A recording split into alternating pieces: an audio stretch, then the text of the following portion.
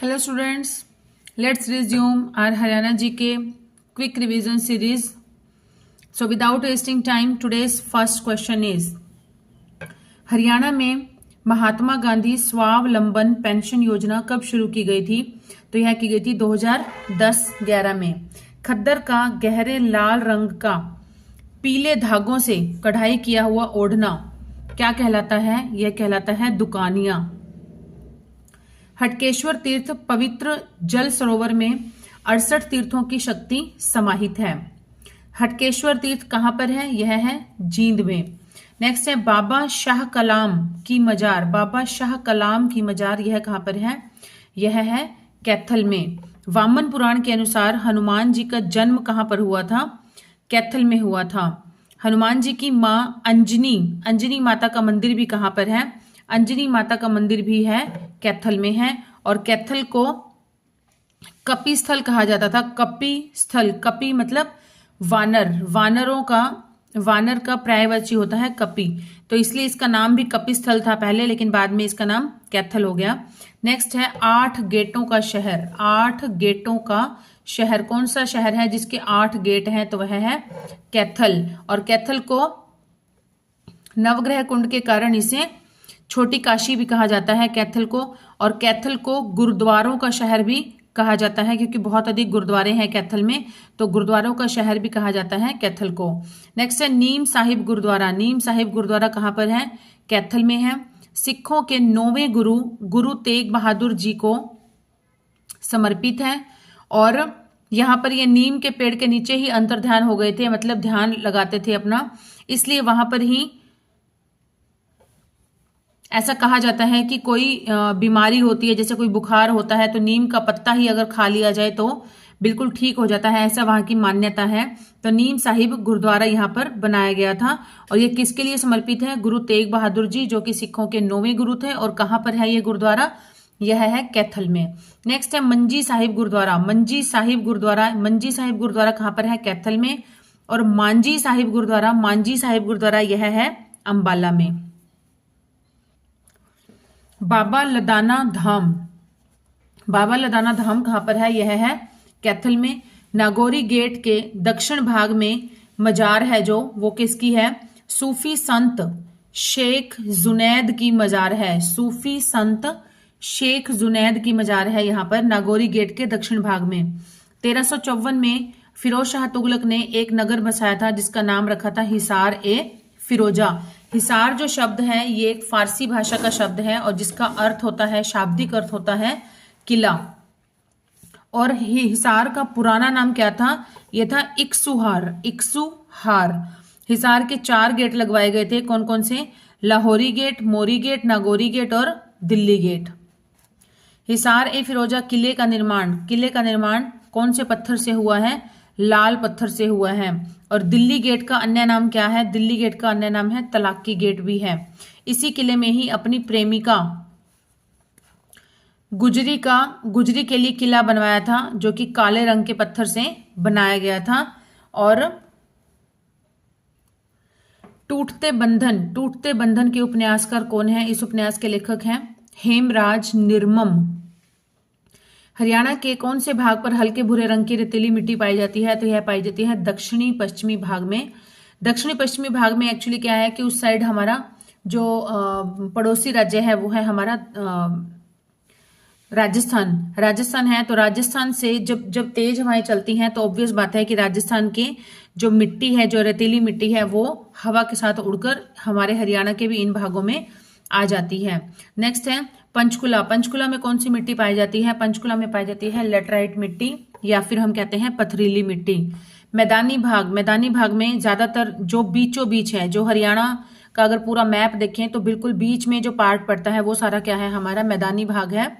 मैदानी भाग में पाई जाती है पीले भूरे रंग की उपजाऊ मिट्टी पाई जाती है। नेक्स्ट है मध्यवर्ती भाग में कौन सी पाई जाती है? यह पाई जाती है दोमट मिट्टी। और ये कौन सा है? झज्जर, रोहतक और थोड़ा सा हिसार का एरिया है। और दक्षिण पश्चिमी भाग में पाई जाती है रेतीली मिट्टी जो कि है रेवाड़ी और महेंद्रगढ़। और मैंने अभी आपको बताया जो राजस्थान से टच होते हुए एरियाज हैं। नेक्स्ट है एरिया के अकॉर्डिंग, क्षेत्रफल के अनुसार सबसे कम वन सबसे कम वन क्षेत्र कहाँ पर है? तो यह है हमारे फतेहाबाद में है। अभिज्ञान शाकुंतलम किसकी रचना है? अभिज्ञान शाकुंतलम है कालिदास जी की रचना है। अभिज्ञान शाकुंतलम में हरियाणा के ढूंढू तीर्थ का वर्णन है। ये कहाँ पर है ढूंढू तीर्थ? ये है हमारा जींद में है। जब महाभारत के युद्ध का अंत हुआ तो दुर्योधन ने क्या किया? अपने मामा शकुनी के साथ बच गया था। तो शकुनी को अकेला पाकर नकुल और सहदेव ने उसे तलवार या भाला घोंप कर मार दिया। उसके जोर से चिल्लाने चीखने की आवाज सुनकर दुर्योधन दौड़ा आया, परंतु शकुनी ने कहा कि भांजे तुम यहां से भाग जाओ वरना पांडव तुम्हें भी मार देंगे। तो दुर्योधन वहां से दौड़ गया और दौड़कर जींद में एक तालाब है, उस तालाब में जाकर पानी के अंदर ही छिप गया, जल समाधि ले ली इसने। तो श्री कृष्ण ने जब अपनी दिव्य दृष्टि से देखा तो क्या देखा कि वो तो जलमग्न है, वो तालाब में है, जल में है। तो भीम आवाज लगाता रहा, परंतु दुर्योधन जो था वो बाहर नहीं निकला था। तो जब भीम को गुस्सा आया तो उसने अपनी गदा को घुमाकर पानी में मारा। पानी में गदा को घुमाकर मारा तो दुर्योधन के सिर पर जाकर लगी और बाहर आने पर भीम और दुर्योधन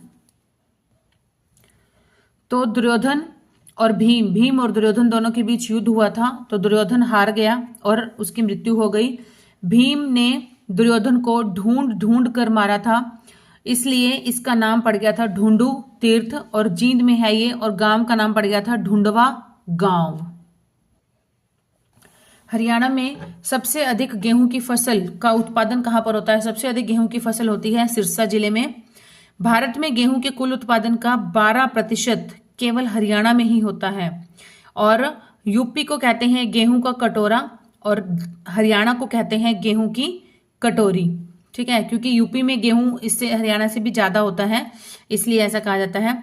गेहूं अनुसंधान केंद्र कहां पर है? यह है हमारे करनाल में है। और DWR इसका क्या है? DWR ये है करनाल में। DWR इसकी फुल फॉर्म है डायरेक्टरेट ऑफ व्हीट रिसर्च, और कहां पर है? ये करनाल में है। नेक्स्ट है लाल चावल की सबसे अधिक पैदावार कहां पर होती है? ये इसके बारे में हम पढ़ते हैं कि जब इब्न बतूता आया था, महमूद गजनवी के साथ भारत आया था, तो इसने अपने एक्सपीरियंस के बेस पर, इसने अपने ऑब्जर्वेशन के बेस पर पुस्तक लिखी, और पुस्तक का नाम था रेहेला नामक पुस्तक लिखी, और उस पुस्तक में लाल चावल की पैदावार के बारे में वर्णन किया गया है। तो ये क्वेश्चन भी बन सकता है कि कौन सी पुस्तक में लाल चावल की पैदावार के बारे में वर्णन किया गया है? तो यह है रेहेला, और किसने लिखी थी? इब्न बतूता ने लिखी थी। लोकवाद्य डेरू का छोटा रूप क्या होता है? डेरू का छोटा रूप होता है डमरू। हरियाणा में कांग्रेस की स्वर्ण जयंती 28 दिसंबर 1935 में मनाई गई थी। कांग्रेस की स्थापना हुई थी 28 दिसंबर 1885 को हुई थी। तो इसके 50 वर्ष पूरे हो गए 1935 में। 50 जोड़ देंगे, गोल्डन जुबली होती है ना स्वर्ण जयंती। 28 दिसंबर 1885 में 50 जोड़ा तो 28 दिसंबर 1935। नेक्स्ट है किसने स्थापना की थी? तो इसकी स्थापना की थी A.O. ह्यूम ने। A.O. ह्यूम ने कांग्रेस की स्थापना की थी। कहां पर की थी? मुंबई में की थी। और मुंबई में जो पहली बार बैठक हुई थी, हरियाणा से टोटल कितने लोग गए थे? हरियाणा से केवल एक ही पर्सन गया था। और भारत से कुल कितने आए थे? तो ये पूरे भारत से आए थे, टोटल 72 लोगों ने भाग लिया था। 72 में से हरियाणा की तरफ से केवल एक ही व्यक्ति था, और उसका क्या नाम था? लाला मुरलीधर। 1886 में हुई थी दूसरी बैठक। 1886 में दूसरी बैठक हुई थी, और दूसरी बैठक हुई थी कलकत्ता में। और उस बैठक में हरियाणा की ओर से कितने व्यक्ति थे? 3 व्यक्तियों ने भाग लिया था। नेक्स्ट है 2020 को किस वर्ष के रूप में मनाया गया था? तो यह मनाया गया था सुशासन संकल्प वर्ष। सुशासन संकल्प वर्ष के रूप में मनाया गया है 2020 को। 2021 को मनाया गया है सुशासन परिणाम वर्ष के रूप में। 2022 को मनाया गया है अंत्योदय वर्ष के रूप में। और 2023 को मनाया गया है अंत्योदय निरोगी वर्ष के रूप में। अंत्योदय निरोगी वर्ष के रूप में। गुप्तकालीन सूर्य देवता की मूर्ति कहां से मिली है? यह मिली है अग्रोहा से। शेष शैया पर लेटे हुए विष्णु भगवान की मूर्ति यह कहाँ से मिली है? यह मिली है फिजलपुर गांव से, सोनीपत से। साप्ताहिक पत्रिका भारत निर्माण, भारत निर्माण है साप्ताहिक पत्रिका। इसके संपादक कौन है? संपादक हैं चंद्रभान गुप्त। नेक्स्ट, चैतन्य महाप्रभु की कुटिया, चैतन्य महाप्रभु की कुटिया कहाँ पर मिली है? तो यह कुटिया है कुरुक्षेत्र में। हरियाणा में लाल चावल कहाँ पर होता है? लाल चावल होता है सिरसा में। और अभी अभी मैंने आपको बताया कि रेहेला नामक पुस्तक में इसका वर्णन किया गया है। तो रेहेला किसने लिखी थी? ये लिखी थी इब्न बतूता, जो कि एक मोरक्को देश का एक यात्री था और मोहम्मद बिन तुगलक के शासनकाल में आया था। मोहम्मद बिन तुगलक के शासनकाल में आया था इब्न बतूता। बुक लिखी थी रेहेला। उसमें उसने सिरसा में उत्पादन किए गए लाल चावल का वर्णन किया गया है। नेक्स्ट इज कुरुक्षेत्र में सहकारी चीनी मिल की स्थापना। कुरुक्षेत्र में सहकारी चीनी मिल की स्थापना की गई है। कब की गई थी? 1984-85 में। हिसार और करनाल में पाए जाने वाला खनिज कौन कौन से हैं? हिसार और करनाल में ये है शोरा, KNO3, पोटाशियम नाइट्रेट। बंदूक की गोली में जो डाले जाते हैं वो बम पटाखे बनाने में यूज होता है। बंदूक की गोली में डाला जाता है और बम पटाखे बनाने में यूज होता है KNO3 और पोटाशियम नाइट्रेट। नेक्स्ट है गंधक। गंधक कहाँ पाया जाता है? तो गंधक पाया जाता है पानीपत में। येलो कलर का होता है और बम बनाने में इसका यूज किया जाता है। नेक्स्ट है हरियाणा में बलुई दोमट मिट्टी को रोसली कहा जाता है। रोसली कहा जाता है। कांग्रेस के दूसरे अधिवेशन 1886 में कलकत्ता में, और कलकत्ता में इसका नेतृत्व किया गया था। लेकिन हरियाणा की ओर से कितने लोग गए थे? केवल 3 ही लोग गए थे। कौन कौन? पंडित दीनदयाल शर्मा, लाला मुरलीधर और बाल मुकुंद गुप्त। लाला मुरलीधर पहली बार भी गए थे और दूसरी बार भी गए थे। पहली बार तो अकेले गए थे और दूसरी बार इन दोनों को साथ लेकर गए थे। नेक्स्ट इज बाल मुकुंद गुप्त ने समय लिखा है। कौन सा लिखा है? खुद का लिखा हुआ है ये, शिव शंभू के चिट्ठे। बाल मुकुंद गुप्त ने लिखी है रचना। कौन सी रचना की है? शिव शंभू के चिट्ठे। नेक्स्ट है हरियाणा में मार्ले मिंटो का विरोध करने के लिए ये चिट्ठे लिखे गए थे।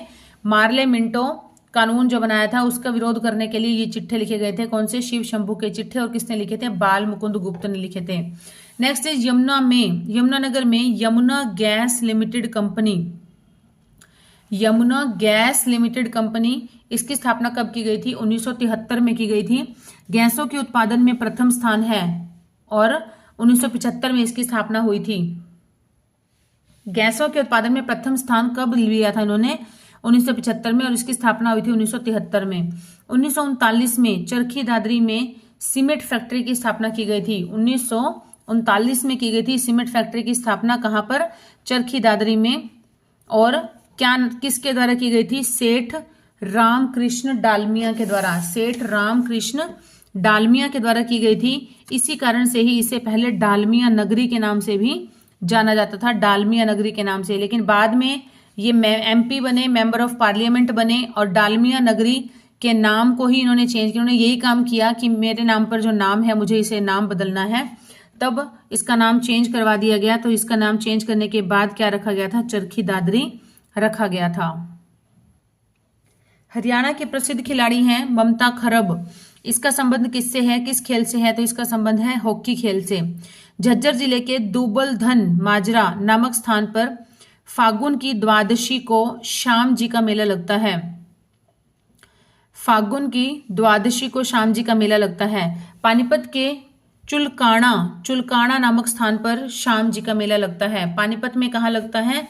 पानीपत में लगता है चुलकाना नामक स्थान पर श्याम जी का मेला लगता है। और पानीपत के भादड़ सुताना में शिवरात्रि का मेला लगता है। पानीपत के भादड़ सुताना में शिवरात्रि का मेला लगता है। ऋषि दुर्वासा भी झज्जर के दुबलधन माजरा से संबंध रखते थे। ऋषि दुर्वासा। नेक्स्ट है महम नामक कस्बे का पुनर्निर्माण किया गया था। किसके द्वारा किया गया था? बनिया जाति के पेशोरा नामक व्यक्ति ने 1266 में इसका किया था पुनर्निर्माण, और बलबन के शासनकाल में किया गया था। जो कि गुलाम वंश का शासक था। नेक्स्ट है महम की स्थापना की थी महेस्थ नामक व्यक्ति ने की थी। पुराना नाम था महेस्थ, पुराना नाम क्या था, महेस्थ था, और NH10 पर है। नेक्स्ट है गुड़गांव के सोहना नगर को 18वीं शताब्दी में किसने बसाया था, राजा सोहन सिंह ने बसाया था सोहना नगर को। सोहना एक तहसील है गुड़गांव की, और सोहना में गर्म पानी का चश्मा है, गर्म पानी का कुंड है जो कि शिवजी भगवान को समर्पित है, और शिवजी का मंदिर है वहां पर। तो वो बहुत ही बड़ी फेमस उसकी प्रसिद्ध है, वो व्याख्या है उसकी। और क्योंकि ऐसा माना जाता है कि यहाँ पर पूरा साल ही गर्म पानी निकलता रहता है और इसमें स्नान करने से चर्म रोग दूर हो जाते हैं। शिव कुंड के नाम से जाना जाता है इसे, शिव कुंड के नाम से भी जाना जाता है। Next is Dalel Singh roar. Dalel Singh roar का संबंध किस खेल से है, तो इसका संबंध है वॉलीबॉल से। नेक्स्ट है नकुल दिग्विजय। नकुल दिग्विजय की रचना जो है उससे रोहतक का वर्णन मिलता है। नकुल दिग्विजय में, नकुल दिग्विजय एक रचना का नाम है, मतलब एक बुक का नाम है, तो उसमें हमें रोहतक का वर्णन मिलता है। नकुल पांडव ने, नकुल जो था वो पांडवों का था, उसका भाई था अर्जुन का, नकुल सहदेव। तो नकुल ने अपने विजय अभियान में जीता था, क्या क्या जीता था नकुल ने अपने विजय अभियान में, रोहतक और सिरसा जीता था। उन्होंने पुस्तक लिखी थी नकुल दिग्विजय अभियान। हरियाणा, रोहतक का प्राचीन नाम क्या था, रोहतक का प्राचीन नाम था रोहतिका, रोहतिका। धारूहेड़ा में 12 बाबा पीर का मेला लगता है, धारूहेड़ा में बाबा पीर का मेला लगता है। कब लगता है, चैत्र मास की कृष्ण पक्ष की 14 को, चैत्र मास की कृष्ण पक्ष की 14 को लगता है। स्टूडेंट्स ये जो आर्ट कर रखी है ये मेरे छोटे बेबी का काम है, सो प्लीज इग्नोर दिस, क्योंकि मैंने आपको शायद लास्ट वीडियो में भी बताया था कि बच्चों को वही ज़्यादा अट्रैक्ट करती है जो मम्मा के हाथ में चीज़ होती है। इसलिए जो मेरे नोट्स और पेन रखा रहता है तो वो उसी से ही फटाफट उसी में एक सेकंड में इतनी जल्दी जल्दी वो आर्ट कर देता है अपनी। So please ignore this. और प्रैक्टिकली ये सबके साथ ही होता है जिनके घर में बेबी होते हैं। नेक्स्ट इज कमोधा, कमोधा तीर्थ। कमोधा तीर्थ कहाँ पर है, कमोधा तीर्थ है हमारा कुरुक्षेत्र में। पांडव लगभग 9 वर्ष और कुछ महीने तक इसी क्षेत्र में ही रहे थे और पूजा करते थे। कहाँ की, कामकेश्वर महादेव मंदिर, महादेव की करते थे। कामकेश्वर महादेव का मंदिर कहाँ पर है, कुरुक्षेत्र में है। हरियाणा की स्थापना के समय भारत के राष्ट्रपति कौन थे, जब हरियाणा की स्थापना की गई थी तब भारत के राष्ट्रपति कौन थे, तो उस समय भारत के राष्ट्रपति थे सर्वपल्ली राधाकृष्णन जी। और उपराष्ट्रपति कौन थे उस समय, वो थे जाकिर हुसैन। और प्रधानमंत्री कौन थे, प्रधानमंत्री थी इंदिरा गांधी। ठीक है, जब हरियाणा की स्थापना हुई थी उस समय सर्वपल्ली राधाकृष्णन जी भारत के राष्ट्रपति। सर्वपल्ली राधाकृष्णन जी भारत के दूसरे राष्ट्रपति थे और पहले उपराष्ट्रपति थे। अगर पूछ लिया जाए कि भारत के पहले उपराष्ट्रपति कौन थे, तो वो थे डॉक्टर सर्वपल्ली राधाकृष्णन जी, और दूसरे राष्ट्रपति कौन थे, तो वो भी थे सर्वपल्ली राधाकृष्णन जी। हरियाणा में सतकुंभा का मेला, सतकुंभा का मेला कब लगता है, यह लगता है खेड़ी गुज्जर गांव में सोनीपत में लगता है सतकुंभा का मेला। असहयोग आंदोलन के समय हरियाणा का प्रमुख नेता कौन था, हरियाणा का प्रमुख नेता था उस समय लाला लाजपत राय। और इनका जन्म कहां पर हुआ था, इनका जन्म हुआ था पंजाब में। गांधी जी हरियाणा में 10 अप्रैल 1919 को पलवल से गिरफ्तार किए गए थे। गांधी जी को कब किया गया था, 10 अप्रैल 1919 को, और कहां से किया गया था, पलवल से गिरफ्तार कर लिया गया था। नेक्स्ट है लाला लाजपत राय ने अपना राजनीतिक जीवन कहां से शुरू किया था, अपना राजनीतिक जीवन शुरू किया था हिसार से। होम रूल लीग आंदोलन का सबसे बड़ा नेता कौन था, होम रूल लीग आंदोलन का सबसे बड़ा नेता था हरियाणा में पंडित नेकीराम। हरकैथल के राजा उदय सिंह की पत्नी सूरज कौर और इनकी मां थी साहिब कौर। हरकैथल के राजा उदय सिंह की पत्नी थी सूरज कौर और उनकी माता का नाम था साहिब कौर। हरियाणा के बनावली में नेतृत्व का विद्रोह किसने किया था, हरियाणा के बनावली में नेतृत्व का विद्रोह किया था, विद्रोह का नेतृत्व किया था गुलाब सिंह ने। किसने किया था, गुलाब सिंह ने। हरियाणा में कैथल पर 10 अप्रैल 1843 को चारों ओर से 7 चौकियां बनाकर घेरा डाल लिया गया था और अंग्रेजों ने 16 अप्रैल 1843 को इस पर अधिकार कर लिया था। कुणिंद गणराज्य का क्षेत्र कौन सा था? हरियाणा में अंबाला जिले में है।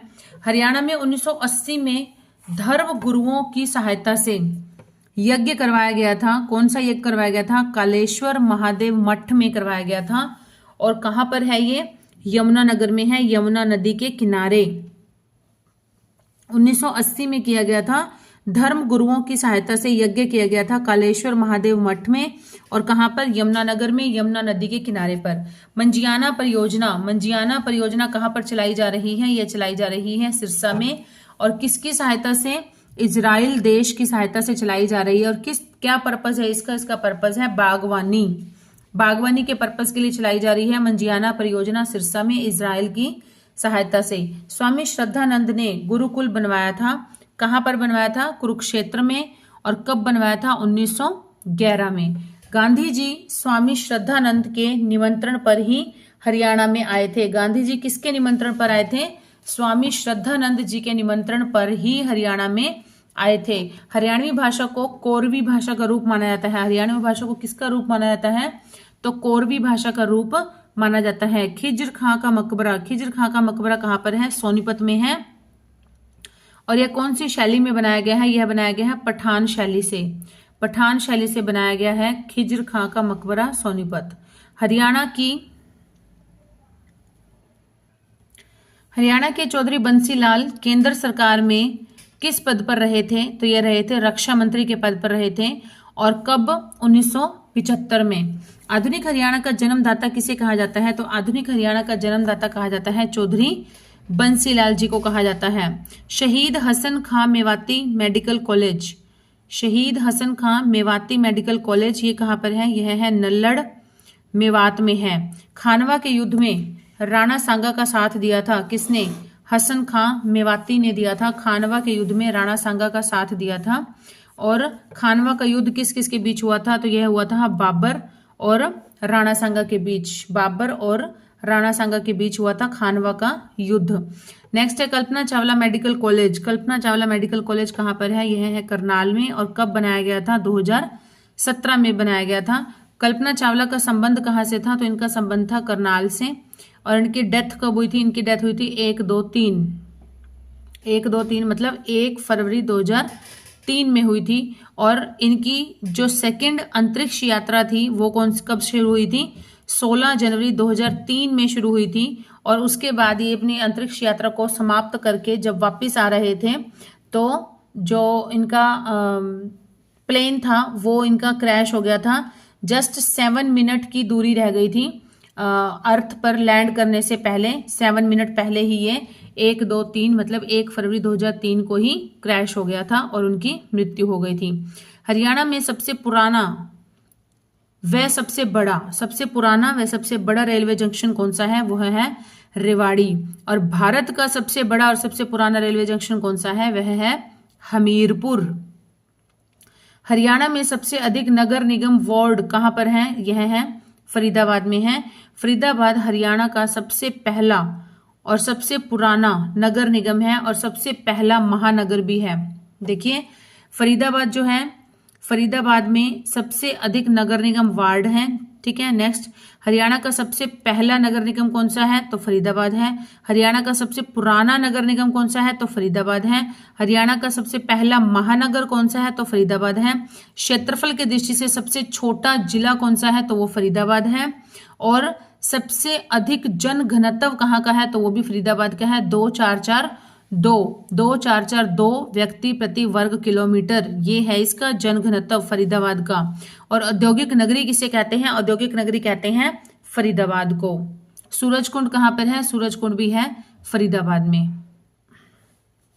हरियाणा में थेह पोलर नाम की जगह कहाँ पर है? थेह पोलर नाम की जगह है कैथल में। कैथल जिले में है। चीका गुहला तहसील में है। चीका गुहला जो तहसील है, गुहला चीका या चीका गुहला जो भी है, इस तहसील के अंदर आता है थे पोलर। और यह जो एक गांव है, ये जब महाभारत युद्ध हो गया था उस युद्ध के दौरान जो गांव नष्ट हो गए थे उन्हीं में से एक गांव के स्थल पर बनाया गया है थेह पोलर। देखिए ऐसे ऐसे फैक्ट आपको बुक्स में भी देखने को नहीं मिले, आपने पीछे 2 बुक्स भी करी हैं, ऐसे ऐसे नेम नहीं आए थे पोलर। नेक्स्ट है हमारा NRCE। NRCE तो ये क्या है? National research centre on equines. National research centre on equines तो ये क्या है? राष्ट्रीय अश्व अनुसंधान केंद्र। राष्ट्रीय अश्व अनुसंधान केंद्र यह कहाँ पर है? यह है हमारा हिसार में है। राष्ट्रीय अश्व अनुसंधान केंद्र यह कहाँ पर है? हिसार में है। और कब इसकी स्थापना हुई थी? इसकी स्थापना हुई थी 7 जनवरी 1986 में हुई थी। 7 जनवरी 1986 में हुई थी। नेक्स्ट है भैंस अनुसंधान केंद्र। भैंस अनुसंधान केंद्र ये कहाँ पर है? यह भी हिसार में है। और इसकी स्थापना कब हुई थी? इसकी स्थापना हुई थी 1 फरवरी 1985 में हुई थी। नेक्स्ट है लीलाधर दुखी स्मारक सरस्वती म्यूजियम। लीलाधर दुखी स्मारक सरस्वती म्यूजियम ये कहाँ पर है? ये हमारा है सिरसा में है। नेक्स्ट है 52 द्वादशी का मेला। 52 द्वादशी का मेला कहाँ पर लगता है? ये लगता है अंबाला में।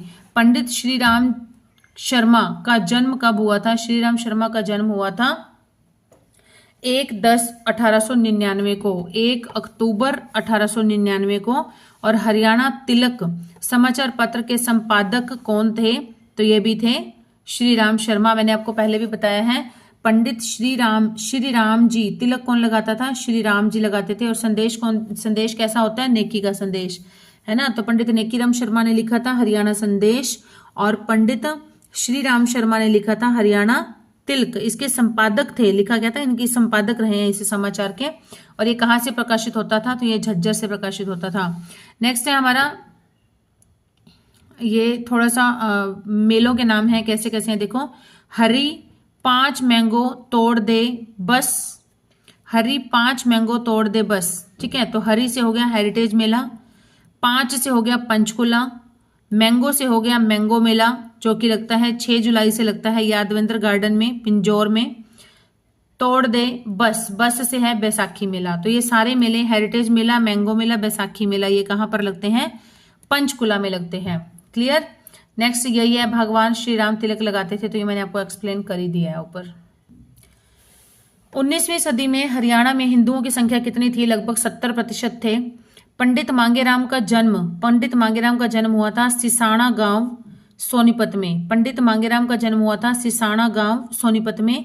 और इनके गुरु कौन थे? इनके गुरु थे पंडित लक्ष्मीचंद जी। लक्ष्मीचंद का जन्म कहाँ पर हुआ था? यह हुआ था जाटी गांव सोनीपत में हुआ था।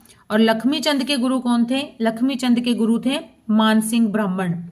मांगेराम के गुरु थे लक्ष्मीचंद के गुरु थे मानसिंह ब्राह्मण।